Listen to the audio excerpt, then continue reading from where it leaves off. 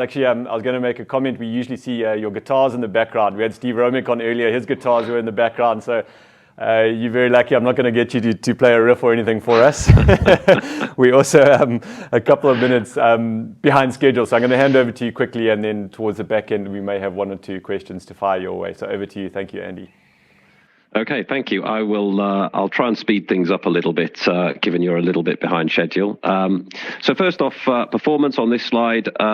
So we tend to look over 5 years. We're very long-term investors, as most people know, and what our aim actually is really to deliver absolute returns for clients of CPI plus 6 to 10, which is that bottom line is the minimum of that CPI plus 6 over rolling 5-year periods. And obviously, over 3 and 5 years, we've clearly achieved that. Less so over 12 months and 3 months, which is a very short time frame. What I guess is a little disappointing is that 3 and 5 years, obviously, we're hitting our absolute return targets, but the market has been extremely strong. So if you look at that MSCI World Index, 3 years, it's up 15%, and 5 years, 12 and a bit. Really, that's kind of symptomatic of where we've been, which I'm going to come to in terms of very low interest rates pushing up the valuation of particularly high growth companies. I know the previous speaker spoke a little bit about the value growth mix. But growth companies over certainly the last 5 years and probably realistically the last 10 years have been especially strong. And, we focus on high quality companies, not really so much growth per se. So in a relative basis, we've suffered a little bit there. You probably need some glasses to be able to read this. This is just the last 3 months attribution. We pay little attention to kind of 3-month moves. With the market declining, we tend to be in a position where we should outperform declining markets. We have very high quality companies, high return on capital, strong balance sheets, high free cash flow generation. So they're generally well placed in difficult markets. Now, where the only difference I would highlight in this 3-month period from perhaps normal in a declining market is the performance of energy. I think it's up 30% or so year to date as a sector. With our focus on quality, we're unlikely ever to buy energy, given its returns. We're also unlikely to buy mining, metals companies, which I know just spoke about, and banks is the other area. So financials, but particularly banks. It's unlikely we're going to buy many, if any, banks because it's hard to have a competitive advantage in a banking world. Obviously, it's banking is spread financials, so they're basically trying to make the money between the cost of funds to them. So how much it costs them to borrow money, and how much they can charge you as a borrower from the bank. And it's just difficult to have an advantage as a spread financial. So those 3 areas we're unlikely to invest in. That's probably held us back on a relative basis a little bit in the 3 months. But in general, our holdings are performing as we'd expect. In terms of current positioning, which is on the next slide, very little change. I mean, as you probably all know, we are very long-term investors. We typically hold a position for somewhere between 5 and 7 years. In terms of the name, obviously, we might trade around it a little bit. And so these top 10 positions are very similar to what we've had historically. So no major changes within that. Perhaps the only thing to draw out is cash. Cash is up at 12%, so it has risen a little bit. Since probably over the last 9 months, it's gone up a little bit, which we will cover in my sort of presentation as to where we are, which I will crack on into now. So I think what I wanted to talk about really today are what we see as the asymmetric risks that abound at the moment. So we think there's an asymmetric risk to the downside in equity markets and in not just in equity markets. Actually, I'm clearly not a bond market specialist, but we'd say there's asymmetric risk to the downside in the fixed interest market as well. And I just wanted to highlight why we think that and what we're doing about it to try and mitigate the impact of that on our investors. So start off with valuations. So you'll all have seen this chart, but pretty much any chart of valuation looks similar. So if you look at price to earnings, price to cash flow, price to sales, they all kind of look like this, which is that we're at very high valuations. This happens to be the cyclically adjusted PE. So we're at very high valuations. We're at very low bond yields, which is the light green line, which partly explains those high valuations. But we are at a place now in terms of valuation where there really isn't much room for further upside expansion. So if there's no room for further upside expansion, if you assume that valuations just stay flat, obviously that means that share prices will rise only in line with earnings. Earnings growth historically has been somewhere around the 6% level. So that will be your expectations for equity markets if you assume that valuations can stay at this relatively high level. Obviously, any decline in valuation, which might be driven by interest rates, would mean that 6-7% assumption for capital return, excluding dividend, would be a bit lower. So I think there's a valuation risk that markets face. This is another chart that says very much the same thing. So this uses some work by a guy, PhD, called John Hussman. And basically it just tracks, it's a risk premium model. And so it looks at the subsequent returns. So it's basically trying to predict the subsequent 12-year returns based on the valuation at the time. And so the blue line is predicting what he thinks we should see in terms of 12-year return from here. And it says that we should see an annualized reduction of 7%. So that's pretty bearish. One of the reasons he has that in is because he normalizes the margin. So as we'll see in a minute, margins are extremely high for companies today. And he thinks that those margins might revert to normal. Now, we would be more optimistic than that. So I think this -7 is somewhat alarmist. But it's a good example of where we are in terms of valuation again. So again, valuation risk. This shouldn't say valuation risk. This should actually say liquidity risk. That's probably my mistake in proofreading this. So I think there's a liquidity risk. So markets have been very strong, and markets have been very strong for a number of reasons. But one of them seems to be that interest rates are so low. And the question has to be, why are interest rates so low? And I think a lot of it is to do with the fact that central banks have been buying government bonds. So central banks own a huge amount of government bonds. They've been the biggest buyer in the market for a long time. In certain parts of the curve, they've been buying more than 50% of issuance. So imagine, if you imagine housing markets, and you had a buyer that was buying 50% of the houses that came for sale in a residential area. What impact that would have on the pricing of all other houses, and obviously the pricing of all other houses would go up, and that's been what's happening in the treasury market and other government bond markets. So the central banks have been buying. It's been pushing down the yields and the prices of long-term bonds up. Now the central bankers are talking about unwinding that. So they're not just talking about stopping buying bonds. They're talking about actually quantitative tightening, where they sell bonds. That means that instead of, take the US. The US issues net new issuance of something like $1 trillion a year. It may be that the Fed add another $1 trillion a year of asset sales.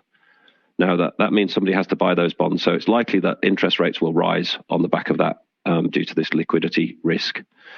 And if interest rates rise, I think obviously there's a chance that valuations decline. So I think there's a liquidity risk. I also think there's a growth risk.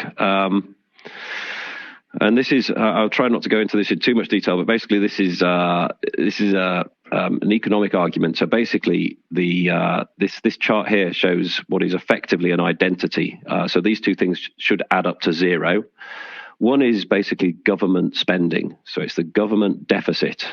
And the other is the government deficit has to be matched by the income of consumers and the income of businesses and a little bit of foreign exchange.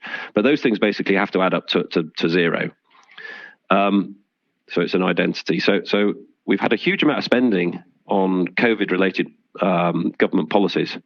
And that's led to the huge government deficits that we can see. And it seems likely that that COVID spending is going to decline substantially. So government deficits are going to reduce. And that must mean that identity, i.e. the consumer incomes and business incomes, must decline as a consequence of that. And so I think that we will see that there's some pressure. I don't know whether it's going to be more in the consumer. We're obviously seeing cost of living rises, or in the business side. But clearly there is a growth risk as a consequence of lower government spending. We've touched on this already, inflation and interest rate risk. I mean, inflation is not new news now. Everybody's aware of it. I think it is probably less transitory than policymakers think, for a number of reasons, but one of them is housing, and the second one is labour. Wage growth is starting to pick up around the world, and if inflation gets stuck into wages, it becomes much stickier. And so it's likely that inflation remains certainly higher than we've seen for some time. So above the kind of historic 2% level. I think it'll be higher for a good 2 to 3 years. And so I think the consequence of that, again, the Federal Reserve has to think about, or the policymakers around the world, but particularly the Federal Reserve, have to think about interest rate rises. And so we have this interest rate risk, which again is likely to impact the valuation that people will ascribe to risk assets, and particularly long duration risk assets like equities. And then the final risk, which again everybody's aware of, is this geopolitical risk. So obviously we have the humanitarian and diabolical issues going on in Russia, so Russia and Ukraine. But also we've got more saber rattling from North Korea. We've got the issue with Taiwan and China. We have still issues rumbling on in Yemen. So there's quite a lot of geopolitical risk around, and likely rising. And so, we are clearly seeing deglobalization in some instances. We're seeing countries looking at policies to try and protect themselves. So bringing back manufacturing onshore. I mean, the US has a big issue with things like semiconductors. So they're looking to build semiconductor capacity in the US. So I think we have this geopolitical risk, which maybe doesn't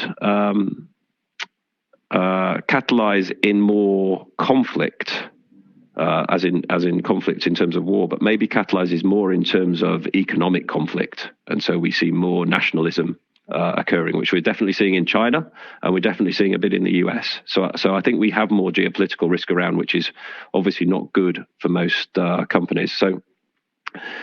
So just in summary, we see quite a lot of asymmetric risk. So we see a risk to the downside. We're not seeing a huge amount of potential upside in terms of either growth or margins or valuation, interest rates, all of these things that can be supportive. It's hard to see how they're going to be supportive over the next few years. And so what are we doing about it? So we are focusing hugely on absolute returns, as we always do, but perhaps even more of a focus at the moment. So we're looking for companies with very high cash generation, very high return on capital. So we're looking for the reason for that is we're looking for companies that are not susceptible to inflation too much. So they typically have pricing power. They don't have huge reinvestment requirements. They've got low capital intensity. We're always value disciplined, but I would say we're particularly value disciplined at this juncture. So we're looking to generate good absolute IRRs in all the companies we invest in. And I think the other thing which I mentioned earlier was that we have to consider that the opportunity set that we have includes cash. So you have to assume that the opportunity set to invest is not just the companies that we see on our Bloomberg screens today. It includes the companies that we have on our Bloomberg screen in next year, next month. And if there are declines, obviously that gives us the opportunity to deploy that cash and deliver much higher IRRs. So that's kind of what we're doing. I wanted to also put some metrics down of the portfolio. So these metrics I have here are the weighted average across the portfolio, but excluding our cash holding. So our operating margin of the companies that we invest in is 24%. So they're highly profitable companies, which generally means that they're better protected against inflation. Return on invested capital is 13%, including goodwill. But if you exclude the goodwill of the companies we've invested in, it's 30%. So these are hugely profitable companies. And then in terms of valuation, we like looking at free cash flow. Obviously, cash is tangible. Earnings can be manipulated. So we have about a 4% free cash flow yield for the companies we invest in. And that nearly doubles over the next 4 years. So that means that the growth rate in that cash flow is around 15% a year, we estimate. And so we have a free cash flow yield in 2026 of around 7.5%. And we think if we're broadly correct on those free cash flow yields, that offers us huge protection against the risks that we touched on in the presentation. So I'm going to hand back to some questions. Thank you so much there, Andy. I know we are about 5 minutes over time, but I do want to steal you for 2 questions, so apologies to the audience. We appreciate your patience, of course. And also, I apologize to you, Andy. I went to government school, so French was never on the syllabus for us. The title of your presentation, and I'm no doubt going to get this wrong. Is it Acheter? So the title of the presentation. Yes. So I'll go back to the title of the presentation is Acheter au son du Canon, which is a very famous saying, allegedly said, I think, by the first Rothschild. So obviously the Rothschilds are a very, very rich, wealthy, long-standing European family, and apparently the first Rothschilds' method of investing was the full phrase is acheter au son du canon, vendre au son du clairon, which means buy on the cannons, sell on the trumpets. So in other words, the aim is to buy when there's blood in the streets and sell when everybody is thinking that the world looks rosy. And and so actually I put this in as a title so that we've obviously got a war, and very sadly, and certainly from a humanitarian perspective, that there's blood on the streets, but we don't think, the reason I put it in as a title is that at the moment we don't think it's the time to buy. We think it's too early in terms of acheter au son du canon, but we think there will be an opportunity. So we have some cash, we have some very defensive positions that we'll be able to turn into cash and buy some other positions if we see these declines that are possible.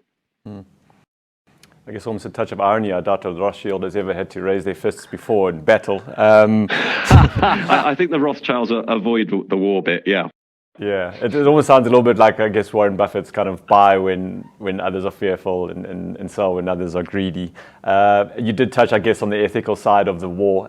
My colleague Neil obviously sits a little closer with you on the strategy than I do, so I was curious to see something like BAE Systems there. Is that something that you've held for quite a long period of time, and how is that done, I guess, in light of current developments, despite maybe a little bit of unease around what's happening in Ukraine, of course? Yeah, it's a really interesting question. So we bought British Aerospace, BAE now, just before the previous UK election. So the reason we bought it was a very simple thesis. We think first off that defense companies are very high quality, and they're high quality in a particular way, and that's that they have just huge longevity. So the duration of these businesses is really long. I mean, there's very few companies around that you can say, hand on heart, they're going to be around in 25 years' time, okay, or 30 years' time.